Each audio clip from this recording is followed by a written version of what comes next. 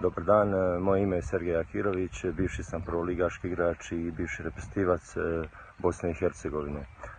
Na Visokoj školi strukovnih studija Akademije fudbala u Beogradu diplomirao sam 2009. godine.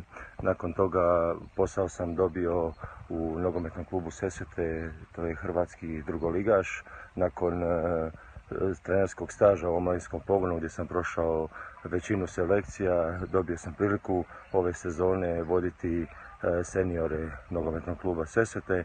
Nakon sezone smo svi jako zadovoljni i sretni jer smo odigrali jednu fenomenalnu sezonu gdje smo završili 4. sa jednom mladom ekipom koja je iza Hajduka 2 i Dinama 2 najmlađa u ligi.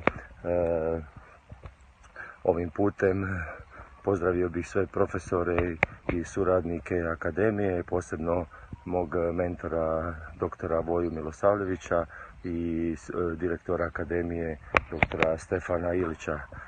Držim svima fige, svim studentima da uspješno polože i završe za nogometnog trenera i nadam se da će to biti sve u redu za njih. Puno pozdrava svima iz Sesveta.